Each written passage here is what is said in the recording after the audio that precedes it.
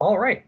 Hello and welcome to our You Ask, You Train session. My name is Mitchell Rollo. I'm part of the education team here at ConnectWise. That means I'm part of the team that puts together the content you see on our university. This includes our short how-to videos, our longer webinars. I help out with the documentation, the lessons. If it's up there, someone on my team has helped put it together. So if you have any questions on the products and how to use them throughout your day-to-day processes in your business, you have come to the right place. Our focus today is going to be on sales and marketing, but since we have a small crowd here today, really feel free to ask any and all questions you have related to ConnectWise, and I will be here to answer them.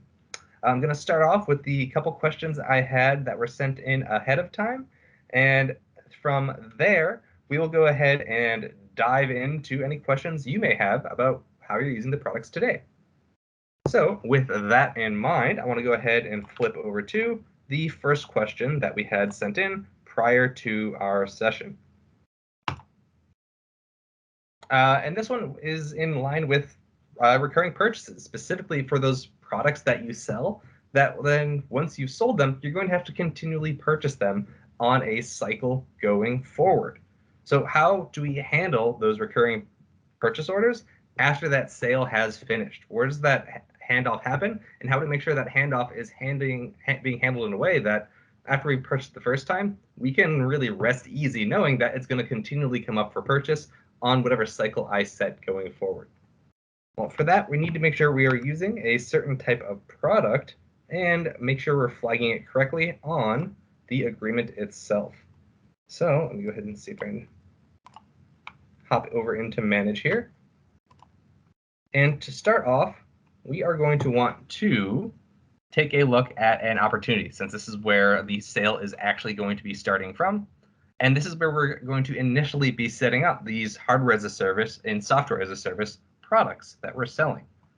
So let me create a new opportunity right here.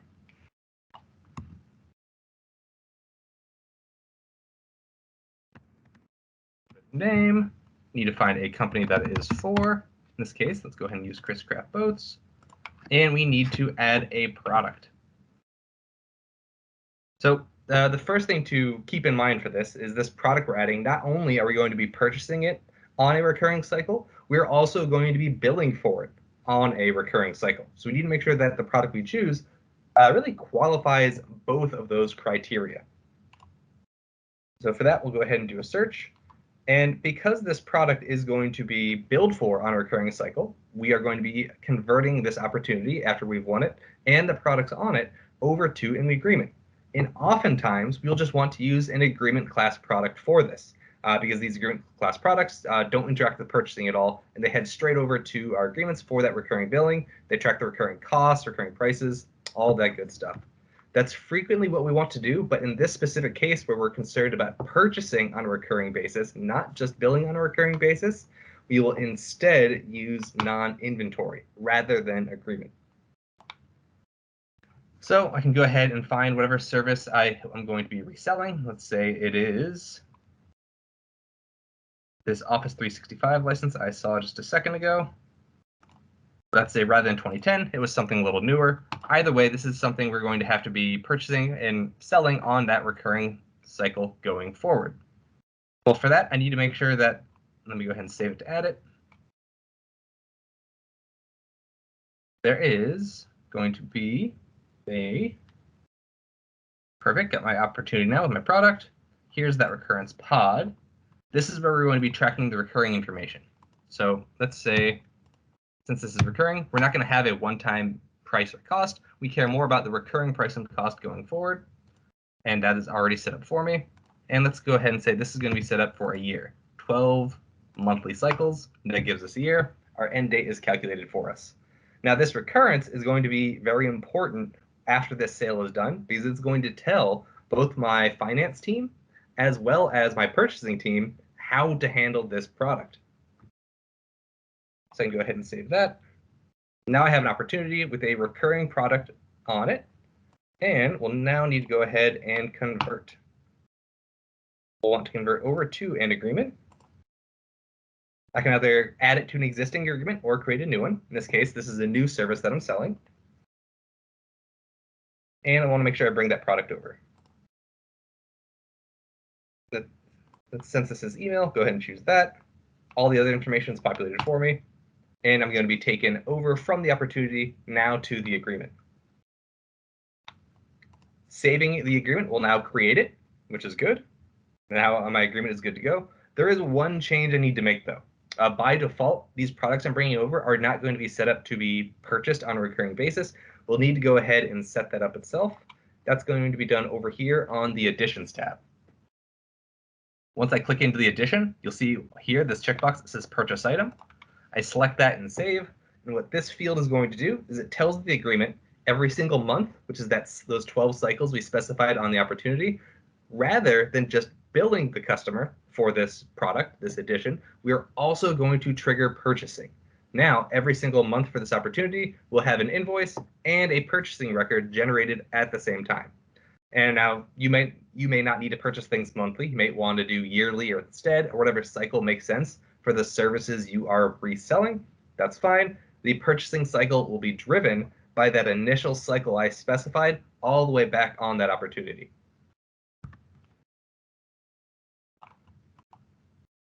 All right. Now, let me go ahead and move on to our next question. The next question is, can we make the sales order purchasing notes pod larger? So I went ahead and looked around through Manage prior to this call. Specifically, this question actually had a little bit more detail, asking if this is an enhancement that could be made in ConnectWise Manage. And when I was looking around, I could not find any notes pods related to the sales order that we could not make larger. So I'll go ahead and show you which fields I think this question was referring to. If this was your question and I didn't cover the field you were looking for, go ahead, either hop on the mic or drop something in the chat to let me know which screen you're on or tab or field. That way we can make sure we're all on the same page. But as far as the field I found when I was looking around, I'll show both the sales order notes fields and the purchase order notes fields, since those are the two that I think factor into this specific process. Pop open my sales orders first, and then also open my purchase orders.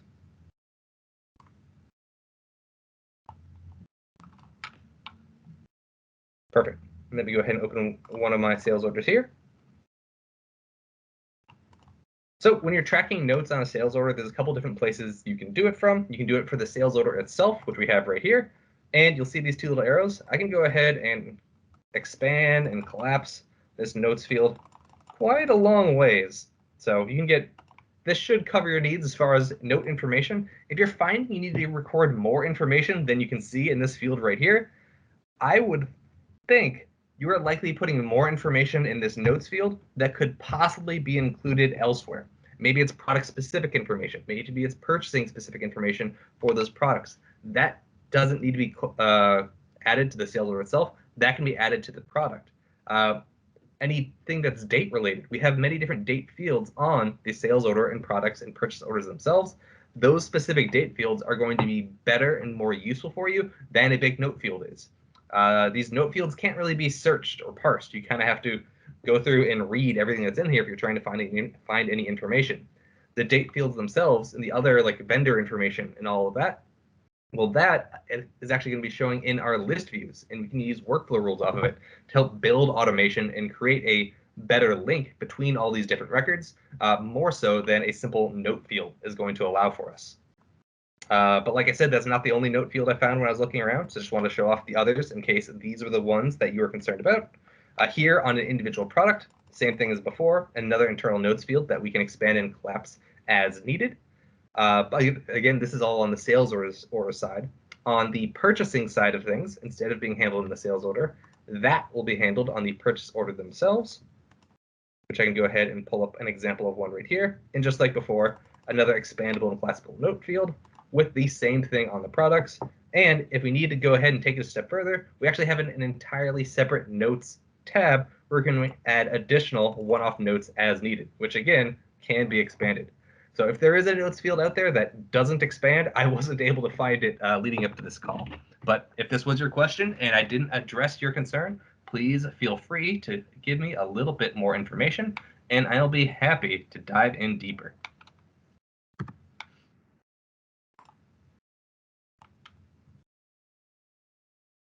Hi, Mitchell. Hello. This is Becky. I just sent you a screenshot of what I was looking at. So within the sales order and the sales order pod, we have like status, opportunity, customer PO, location, department, account manager. And under there, we have a purchasing little note pod and a billing note Got and a it. billing note pod. Those pods don't stretch out. And a lot of times we have to scroll. And when we scroll, it jumps lines. So items are missed. Yeah. Or you have to click on the pod and the verbiage itself and arrow through it. Mm-hmm. So I didn't know if these two pods could be enlarged, the purchasing and billing notes within the sales order. I greatly appreciate that screenshot because now I know exactly where those are coming from. And those are going to be custom fields that you have added to your sales orders. I'm not sure if those can be expanded, but I know where to check. So if you don't mind bearing with me, I can take a quick look and see. Thank you. Oh, you're welcome. So for everyone else out here who's not familiar with custom fields, most screens and pods in ConnectWise Manage, you can add and build your own custom fields too, because every partner is different. They have different needs that they need to track. So we can't just build a default screen that helps everyone. You're going to end up with way too many fields that are not relevant to anyone. So instead, we have the ability to add and build custom fields, which is what Becky is taking advantage of right here. In this case, she has some sales order custom fields. And look like those are in the sales order overview section. When you're adding a new custom field, you can actually choose several different field types. It looked like that one was going to be a text field. It may have been text area. I'm going to go ahead and try adding both to my sales order just to see what they look like. And then maybe you might be using a text field and a text area may be suiting you better. So let me go ahead and try both and see how those look. Okay, thank you. Welcome.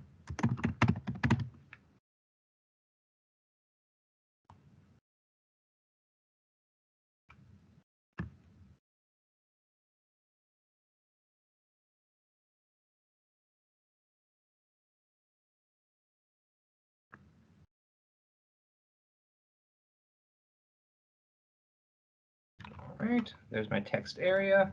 Now let's do a just regular text.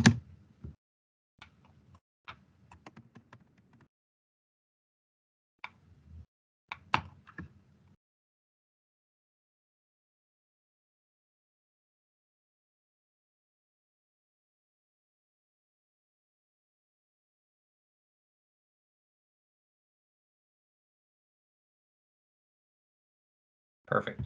Now if I hop back over to my sales order and do a refresh here, I should see, back to the order itself, should see my new fields show up.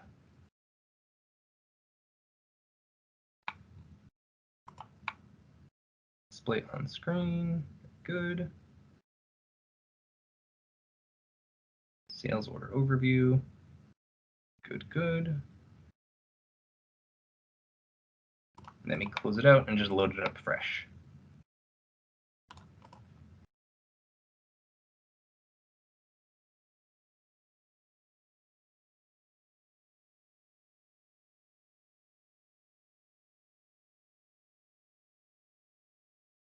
So it looks like the fields you're using are the text areas, and I'm not seeing a way to expand those. I'm going to check again one more time. Yeah, unfortunately, I'm not seeing anything specific here.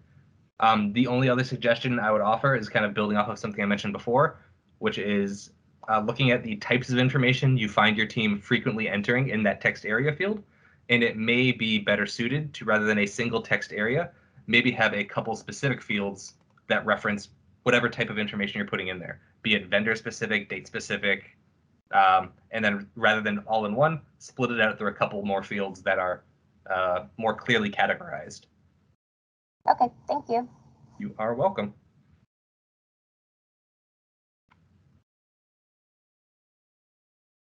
All right, let me go ahead and see. Oh, for the record, while I go through these, if you have any other questions that pop into your head while I go through, please don't hesitate to ask. That's why I'm here. I'm happy to answer any of them that you may have. We have another one where we're working with agreement reconciliations Hmm. and trying to get them scheduled to go out the first of every month through Yep. my reports. However, the comment phase, like where you can put a comment in the body of the email that goes out, there's Hmm. no way to add a signature that I'm aware of. Is there a way we can add a signature in that field or somewhere where we can put in so the client knows it's coming from us? That I am not sure, but I can take a look at as well. So those scheduled reports, and I'll go ahead and use the agreement reconciliation one just so we're on the same page. Here we go. And if I were to want to go ahead and schedule this out, I would click add to my reports. And check this box here for schedule for future use. Say monthly. Go ahead, start today. And we can just keep on sending it. Yeah, and then you have to enter on calendar days too, so otherwise it won't take. Right. Like a number one. So down where it says comment, Mm-hmm. where you enter your comment, I don't know if there's a way we can add like a signature, like it would attach our signature from our Outlook mail or from any email. That I'm going to check the docs on. So one of my favorite pro tips is if you ever have any question on any specific field within ConnectWise Manage, the fastest way to get an answer is go to the screen that field is on, click this help icon up here, and it'll take you directly to the documentation for that page where we have every field documented. So in this case, I'm not sure exactly what all is possible in that comment field. I'm not sure if it's whether it's just straight text or whether it allows for any type of tagging or maybe HTML that might be able to add what you're talking about. So that's what I'm going to go ahead and see if I can verify now. So this took me to the report documentation. So instead, I'm going to be looking for scheduling reports. Let me see what I can find.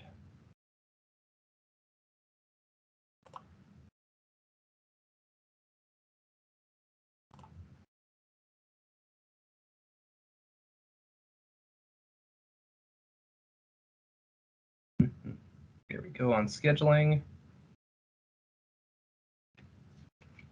Yeah, it looks like that is just going to be a text field. So I'm not sure of a way to have that added in.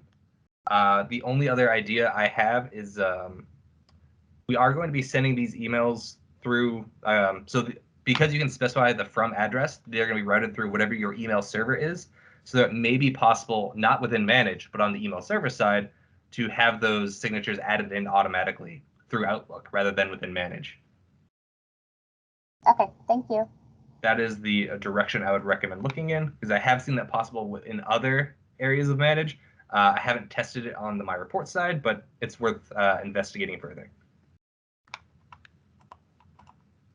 All right. Speaking of email, I did have another email-related question come in, and that was on email parsing rules. Not necessarily sales and service related, but since we have time and there are just a couple of us, I wanted to make sure I touched on it as well. And in this example, how do I update company information on an auto-generated ticket by what is noted in the subject line of the ticket? So what I think is happening in this instance is there is a third-party service generating tickets on behalf of your customers. Maybe it's a backup system or some sort of security system that's sending in alerts to your email, and all the alerts aren't coming from the customer, they're coming from this third party. And what the email connector does with that information is it looks at the sender of the email and creates a ticket for that company. So the default functionality here is we're going to be creating tickets for the vendor rather than the customer that the vendor is sending the email on the behalf of. But we have the company name that the ticket should be created for in the subject line, which is good news.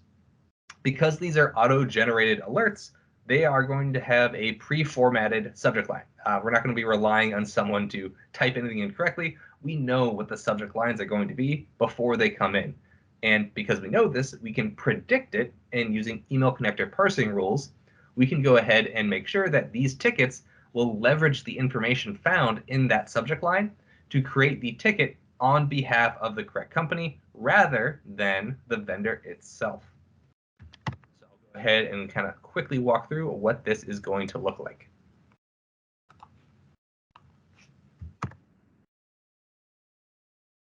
So I'm going to hop back into Manage in my setup tables, and the parsing rules are going to be set up in the email connector setup table.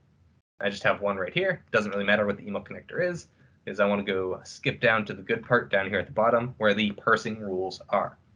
And this one already has a parsing rule set up that can probably handle what you're looking for. And parsing rules are going to do really just two things. They're made of two parts. This top part, what are we looking for? And then the bottom part, what do we do when we find what we're looking for? So in this case, we are looking for emails that have a subject line of company. These little blue things are tokens that are going to parse specific information from the subject line of the ticket. In this case, we're going to parse the company name.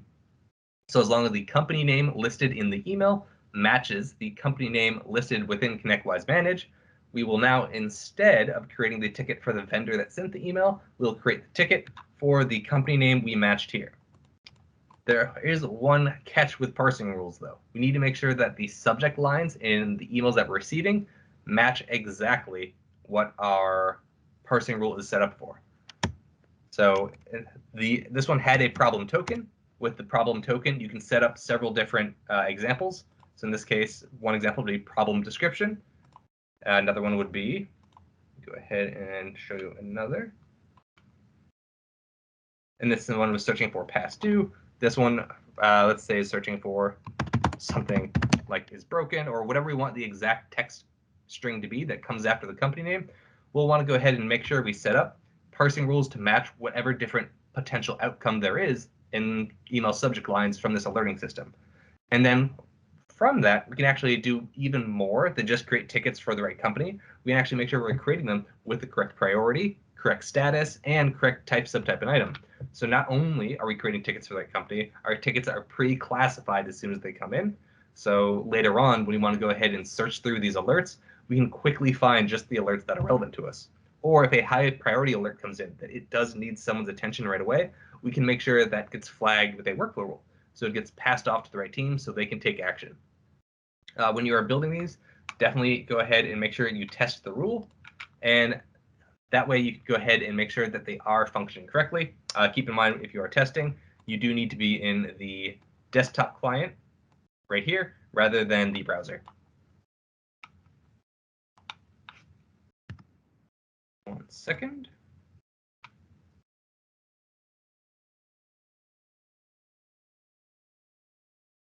All right, very good.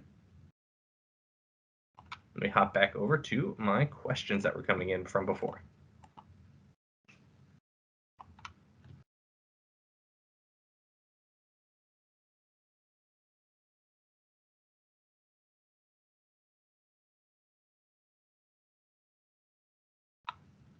So one thing on the sales side I get asked very often is, how much information should my sales reps be capturing on the opportunity itself? And actually, while I kind of go off on this little tangent, if you don't mind, would those of you attending today mind chiming in if whether you're using ConnectWise Manage, ConnectWise Sell, or a combination of the two? That'll kind of give me some guidance on where I should be going as far as my answers for the rest of this. And when it comes to how much information we want to make sure we're capturing in Manage itself, there's a saying we have here that's, if it's not in ConnectWise, then it didn't happen. I hear this most often on the service side, but it very much applies to the sales side as well. Every aspect of a deal should be captured on the opportunity. This involves every contact of the customer that's involved with the sale, not just who you're talking to directly, but who's going to be responsible for actually paying the invoices once the sale is done. The contact at the site of the client where these products are going to be shipped, because this may not always be the same case as where you're quoting to. The ship to, the send to, the quote to, all this information we allow you to capture on the opportunity itself, and it's important to. Because if we're not capturing it on the opportunity, at best, it's maybe lost in an email or in a Word document somewhere. But it's not in one central location. After the sale is won and it gets handed off to the next step, be that purchasing to buy some product, or your service team to deliver on what was sold, or your finance team to invoice for what is sold, they're going to have a lot of questions. They need to know who and where to send all these products. For your purchasing team, we need to be recording the vendor that we're purchasing all these products from, or else they're going to have a hard time figuring out and tracking down where these products were initially sourced from. So making sure that all of this information that you are gathering during the sales process, these are likely conversations you and your team are having with potential clients, making sure we're taking the time to log it on the opportunity. It may feel like we're doing busy admin work, but it's going to save us a lot of time and a lot of headache and lead to a much better customer experience, because everyone on your team will now be informed with what they need to make their jobs happen and make it happen easily. This all goes back to that conversion process I walked us through earlier and that sales order example. That conversion is what allows us to take all that information we gather up during that sales cycle and add it into the opportunity itself. And it's not lost there. It's not stuck there on the opportunity. It flows through the system over to the sales order, the service ticket, the project, the agreement, even the invoice. So we don't have to rely on tracking down information in hidden pockets in our business. And we don't have to worry about re-entering information and duplicating effort that's already been done once up front during the sale itself.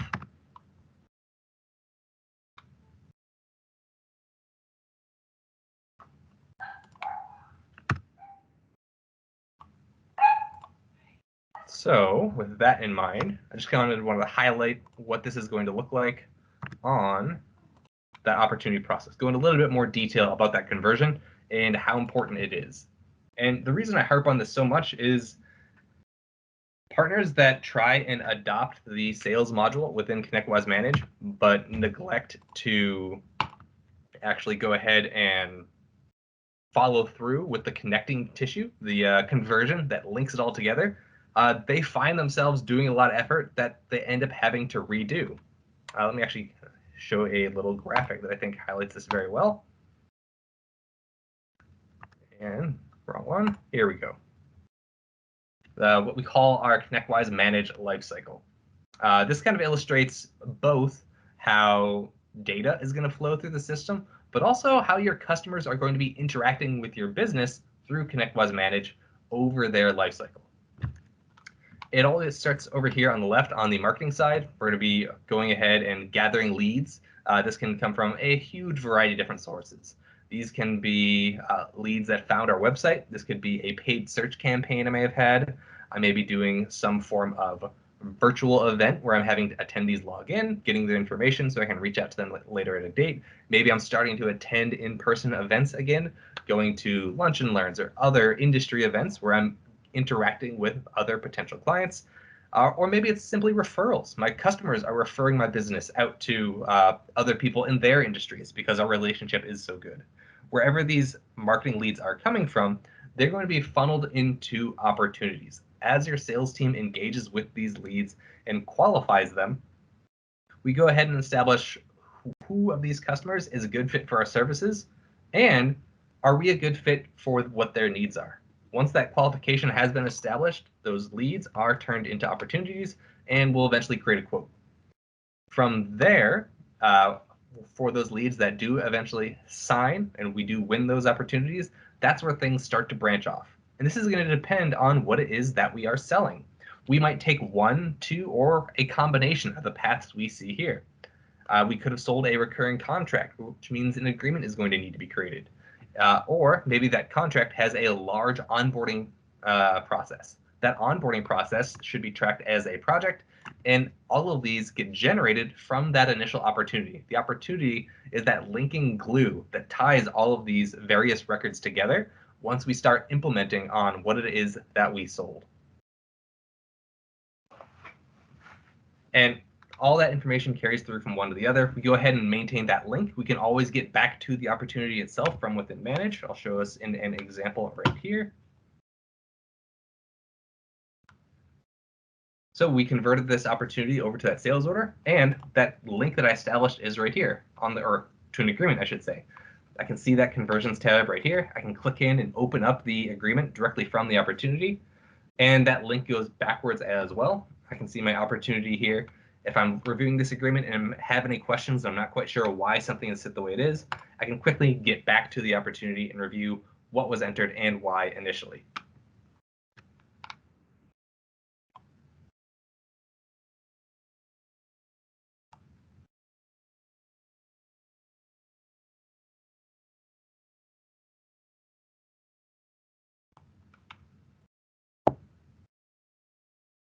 So let me go ahead and see if we had any other questions coming in.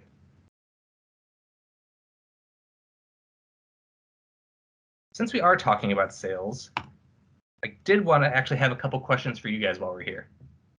Kind of get you thinking on what your process looks like now and what could be better. And that is, what gaps have you found in your sales handoff process? What does your sales handoff process look like right now? Where does that go well? And where has it gone sideways for you?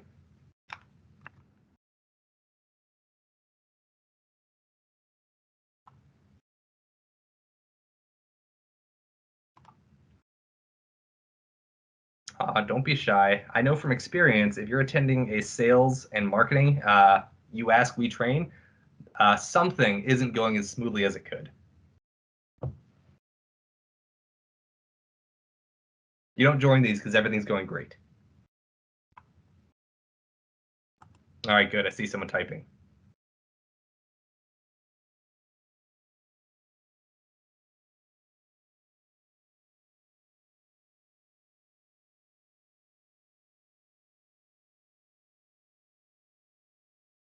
While you guys type in, I'll kind of talk about a couple examples that I've seen before. One of the things I see come up is anything date related. Uh, how long is this opportunity good for? If I send this quote out to the customer, is it only valid for a certain amount of time, or do they have until the end of the earth to go ahead and respond to that? If I'm selling a project, when's the expected start date for the project? Rarely do we expect to start the date the deal is signed. So building in a plan of what's that delay between when it's signed and when work starts is important to track on the opportunity itself. Same with the actual project completion date. That's a very important bit of information that often goes overlooked. All right, we've gone ahead and sold in the project. We'll go ahead and get started. But when do we need to finish by? That date of when we need to finish by is going to help us decide uh, really how to prioritize the work that we've just sold, not only within the project itself, but against other projects my team may be working on. On the agreement side, contracts are very date specific. We both need to know when the contract starts, when the contract ends, but additionally, when the billing for the contract starts, because there are going to be instances where we might start coverage on one date, but not start billing until a future date, or vice versa. And those distinctions are, if there is a distinction, it's very frequently lost during that handoff. So making sure that is captured up front is going to be key to making sure we have a smooth transition onboarding this new customer in the contract that they signed with us. All right, did get some feedback, and that is, would I recommend uploading signed documents or linking them? I used to be a fan of just uploading everything. I have since come around, and now I prefer links, just because those linking documents helps prevent multiple copies. Something just I've learned to slowly hate over the years is dealing with multiple copies of the same record. And as soon as you get more than one copy, questions start to arise: is which one is the true copy, the most valid? Because if changes happen or something gets altered, I now am going to start questioning which one is correct. Now, I may know which one is correct because I made the change, but 6 months from now, when someone needs to come back and review what was signed, they need to be able to go ahead and confirm which one of those is correct, and they lack the inside knowledge I had when those were initially uploaded. So I prefer, whenever possible, just have a single copy of a document and then linked to it whenever necessary. It also makes it easier for record management. You just only have a single copy, one source of truth. That's my preference going forward from experience with both at this point.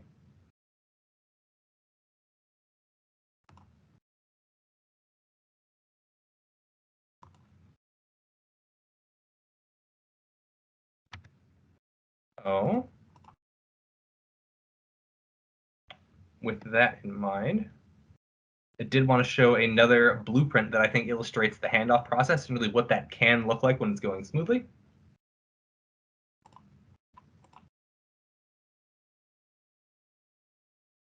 Let's see, where is that blueprint?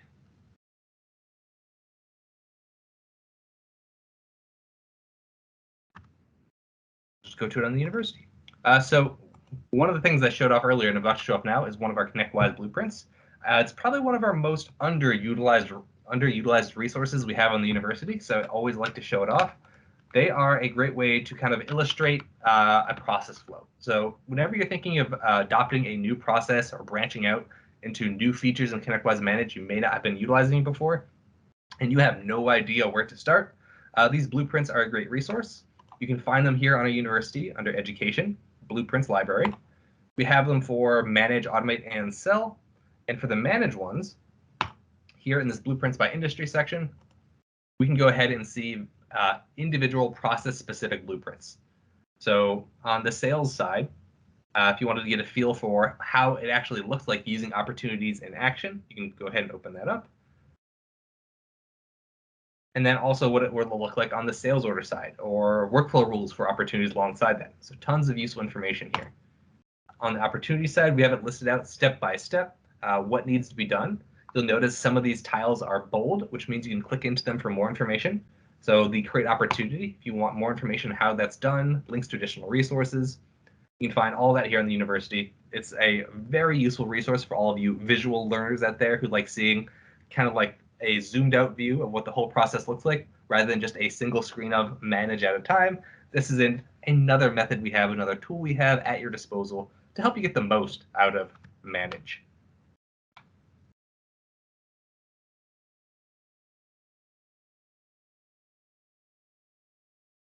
Let's see, why don't non-inventory, miscellaneous, and freight product IDs convert from a sales order to a project? We found that the above product IDs go over as phases when they are converted. They do not convert as products. They should be. So I'll show you what this should look like in action. If you're not seeing this happen on your end, there's two possibilities. One, you might be looking in the wrong place. Two, you might be using what's called a product with the wrong product class, and I'll show you what happens and why with those. And for that, I'm going to start with a new opportunity. And for here,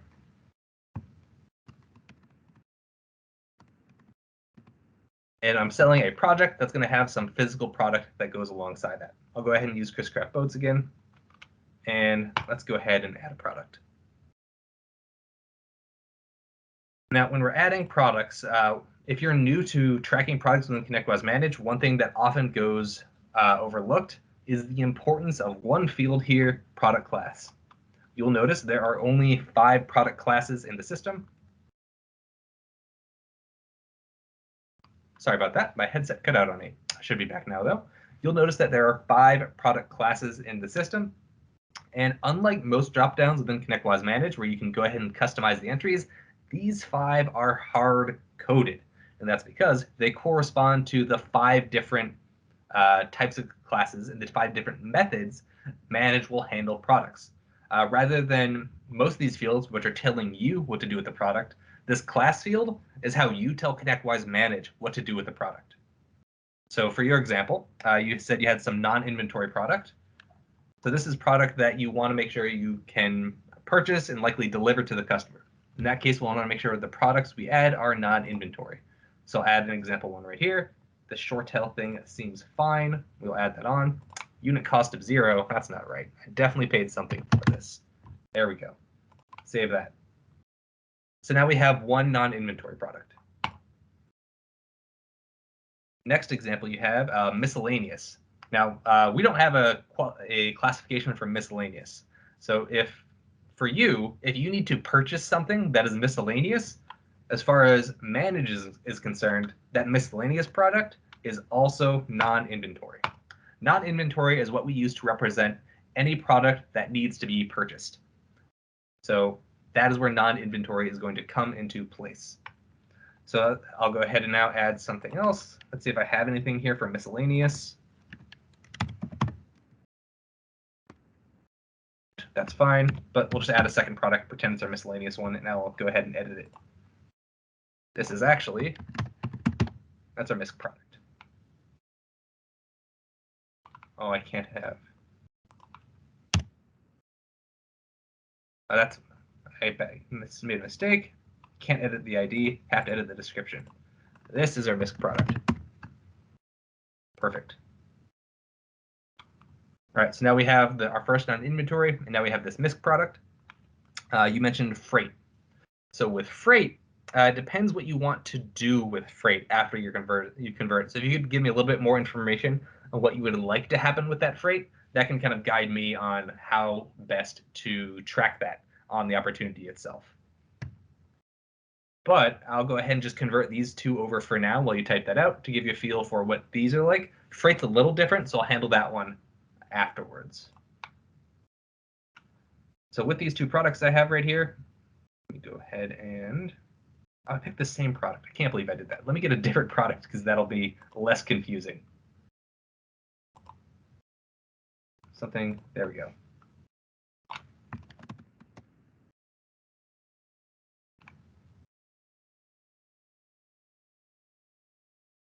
All right, you said that you're seeing product class is service and or inventory. Inventory should be behaving very similar to non-inventory. The only difference for inventory is that ConnectWise Manage allows you to track whether or not you have those products on hand. And if you do have them on hand, they won't go to purchasing. They will deduct from your on-hand counts.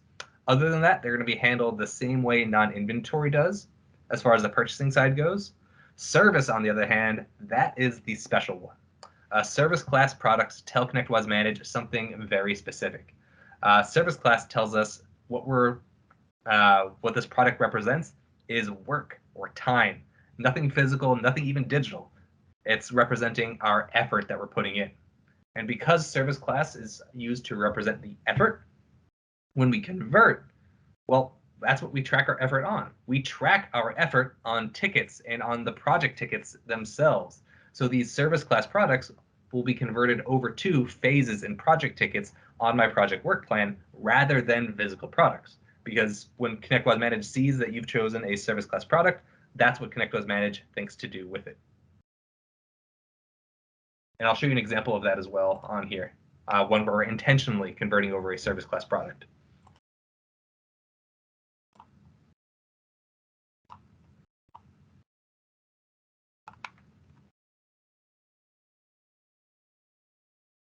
So let's say this is some installation services we need to do. Go ahead and save that. So now I have my normal non-inventory, my miscellaneous non-inventory, and my installation services. With these three, I can go ahead and convert. We'll convert to a project. Like my agreement, I can either create a brand new one or convert to an existing one. I will create a brand new one here. And I can pick and choose which products I want to bring over. In this case, I want all three coming over on my project. This is telling me the costing information for those. This lets me choose a project type. Implementation sounds fine. And like with the agreement, when I click save is when the project gets created.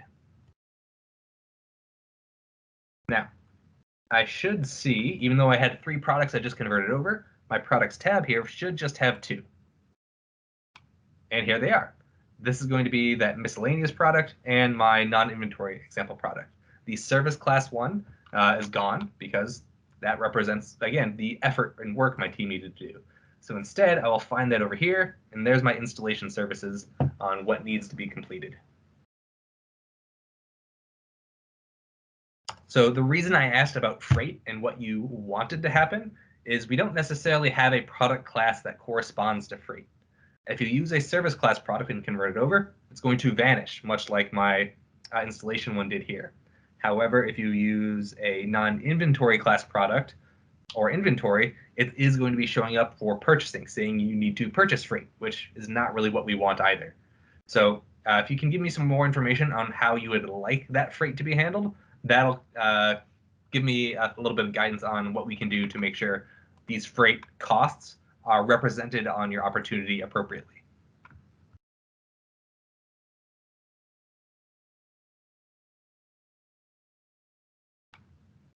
In fact, let me go ahead and take a look on here.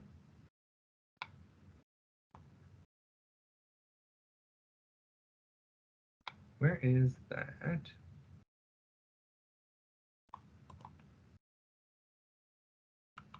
There's that pass opportunity.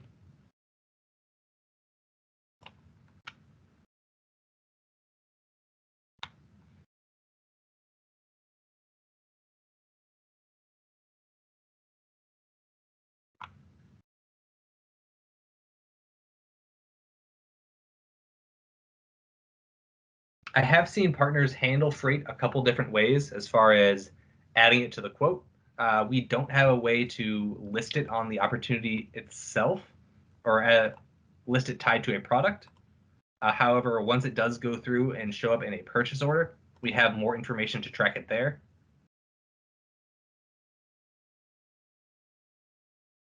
Got it. So you have 4 different freight options that you quote for, and then we need that information passed over to the rest of our team.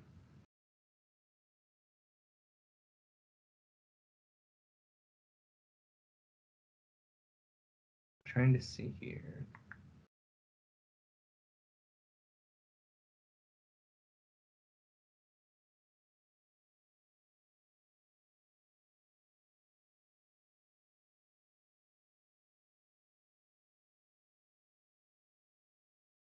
So I'm not sure why those freights would be tracked as different classes, depending on what you went over with our consultants when you first set up ConnectWise Manage. There may have been a reason for that, and that comes back to the fact that, like I mentioned before, we don't have a clear way to track freight as an item on the opportunity or quote itself, because when it does come time to convert, it's either going to disappear like a service class or prompt to be purchased like a non-inventory. So there may be a reason why those are split the way they are that I wasn't around for, and that reason may have been lost to time depending how long ago that was set up. But at that information, we do need a way to track it on the opportunity itself, which is why I assume those product classes exist, and then pass that along. Because once we do get to the purchase order side of this, after it's been quoted and has been converted, we are able to start tracking what those costs are on the purchases themselves. I'll show you what that looks like here. And you can see we can go ahead and set up a freight cost for the various items. And this freight cost, tracking it on or in this case, on the purchase order, this will then go ahead and pass over to your accounting package once the purchase order is all said and done. But the link that's missing here is tracking this freight up front on the quote so it can be passed along to the customer itself. So there isn't going to be a great answer for this. Your 2 options are using those service class products that are going to disappear during the conversion and remembering to update the freight later on, or using those inventory or non-inventory, and then they eventually show up on the purchasing screen just to clear them out and say, no, I don't actually need to purchase these. So neither of them is a perfect option, but unfortunately, that's going to be the best way to make sure that the freight is represented on the opportunity or quote.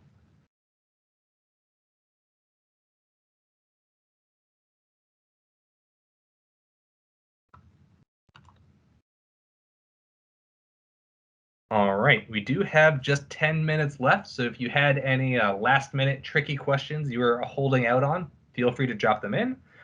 In the meantime, though, I actually have another question for all of you. Give me a second. And this goes back to your sales cycle. What are the stages in your sales cycle? And the key phrase here is your, because everyone's sales cycle frequently has different stages in it. A common, I'm going to say medium-sized sales cycle might have 5 steps. It might start with a new potential lead. You don't know too much about the customer. There is at least some interest there, but you don't know if they're how interested. You don't know if you're in their budget. You don't know if you're a good fit. All that good stuff. Then once we've gone ahead and started establishing that information, then that sale might proceed from lead over to qualified or evaluated, or however you want to measure and track that you've gone ahead and done some engagement with the customer to verify that this is worth pursuing further. From there, it might be time to go ahead and create a quote. And well, we'll go ahead and leave our opportunities there in that engage stage until we've had time to go ahead and create the quote for the customer and send that out. Then we can go ahead and flag, all right, we've gone ahead and put in enough effort here to verify they're interested and put together a proposal for them on the services we think they would be interested in. From there, we might go ahead and have yet another stage and call it, say, committed, to track which customers have gone ahead and said, even verbally, that, hey, this is something we want, we're definitely interested, we'll get back to you on, we'll sign this right away. They haven't signed the deal yet. We're close, but we're not quite there yet. So we want to make sure that this opportunity that the customer is expressing a great deal of interest in is flagged slightly differently than the opportunity where I built a quote, sent it out to the customer, and then silence. Those are, as far as I'm concerned, very different stages in my sales lifecycle. So we might represent that differently. And then finally, we'll go ahead and have a final stage representing all is said and done. The customer has actually signed off and approved the quote.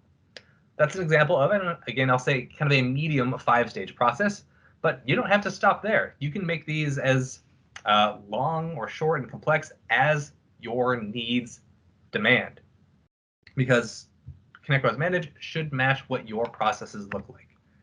So on an opportunity itself, we will track this with this stage field right here. And there's that kind of, again, medium-sized sales cycle I talked about, where we track all of the brand new leads through our sales cycle until they have finally been won. And we want to make sure that these stages here match your sales cycle, because if they don't, if you have extra stages in here that your team doesn't actually go through, your team's likelihood of using this field drops drastically. Or if you have a stage that's not represented on here, you lose insight into where these opportunities are in your sales cycle. Because by tracking where our opportunities are with this stage, it gives us a ton of information on the reporting side. For example, if I pop over here into my sales funnel, while that loads, let me go ahead and see what responses we had come in.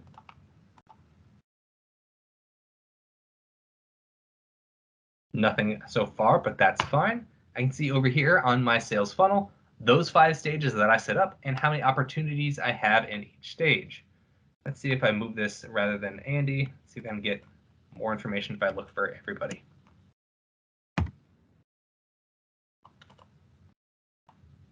I need to find someone. That's too bad. All right, Andy's fine for now then. So here I can see where my sales stages are and how many opportunities are in each stage. We call it a funnel because there's going to be drop off. I should have the most opportunities in that top stage, and I should see a gradual drop off as we go down.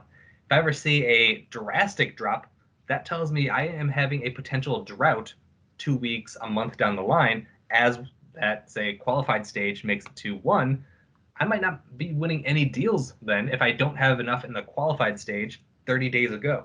So being able to see how much opportunities I have, how much revenue is associated with them in my pipeline is going to help me better plan ahead to make sure I don't have any dry spells when I'm out there selling.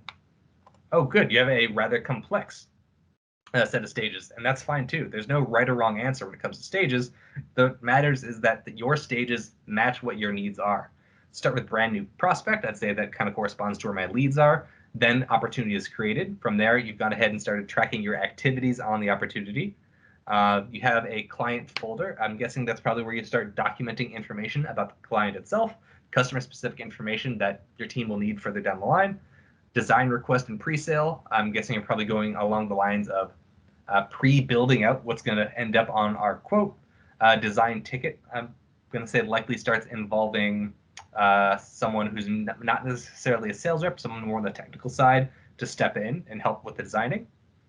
Contacting the vendor, since many of these quotes, if you're reselling, you need to get a quote from the vendor before you can pass that quote along to the customer.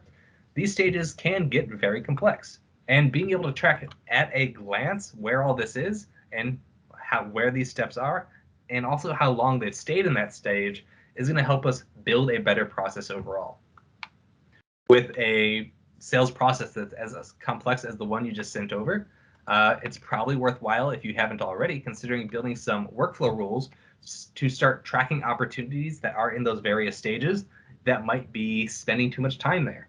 One that's jumping out at me is the contact vendor quote. If you're waiting to get a quote back from the vendor, that's kind of out of your team's hands if you've gone ahead and requested that. So you may want to have a workflow rule in place to prompt you to follow up if it's been too long and you haven't heard back from that vendor yet. They likely forgot about you, and if you don't go ahead and take the initiative, it could be even longer. Having some automation in place to proactively identify any of these stages that are lagging behind too long can be really powerful. I'll show you an example of what that might look like. So here in my workflow rules, I can go ahead and take a look at my opportunity workflow rules. I have a couple in here right now. I'll create a brand new one. Stage delay. And I care about opportunities. For my event, this describes the type of opportunities that I'm looking for. First of all, I only care about my opportunities that are open. If I've already closed out the opportunity, don't care about it anymore. And opportunity is currently in a specific stage. I don't have your stages here, but let's go ahead and say that my stage qualified corresponds to your contact vendor quote stage. So I'm looking that they're open and they're in a specific stage. Taking a step further,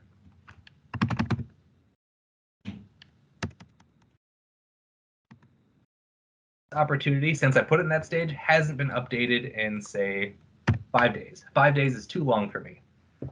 Now I can go ahead and save this, and it'll start scanning my system for opportunities that meet this criteria. They're open, they're in a stage that I specifically care about, and they haven't been updated in X number of days. That lack of update in that specific stage, that's a red flag for me. I can now go ahead and build an action for my workflow rule to go ahead and prompt me to do something about that. In this instance, because I'm working with opportunities, I always like creating an activity, since that's what our sales reps should be working out of. We can go ahead and create this new activity, work it right into their activity list on a new action they should take. And for this activity, we'll go ahead and have it create for whoever the sales rep on the opportunity is. Doesn't really matter who it comes from here. We'll just say it comes from the president of the company. And I want them to go ahead and make a call. I want them to call up that vendor and see what's going on.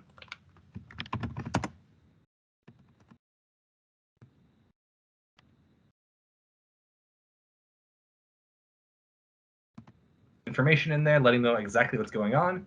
You can parse specific information about the opportunity from here.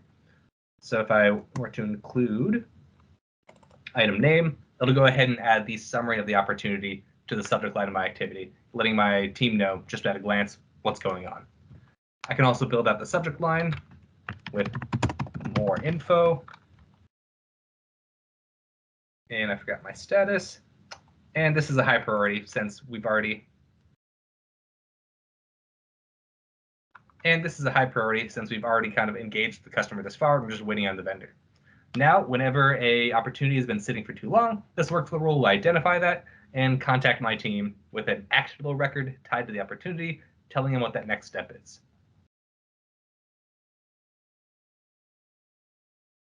So yeah, if you ever find opportunities staying in a stage too long, or you know what you don't want to happen, building a workflow rule to look for that thing you don't want to happen is a great way to start building some accountability and automation around your processes. All right, I think we are just about out of time. I do want to thank you all 2 of you, for joining me today. I really appreciated you coming up. I hope I was able to answer your questions. Yeah, thank you. Excellent. We appreciate it. I look forward to seeing you at a future webinar or You Ask You Train, or maybe even some IT Nation Share events in person in the future. Great. Thank you very much. All right. Thank you. Bye-bye.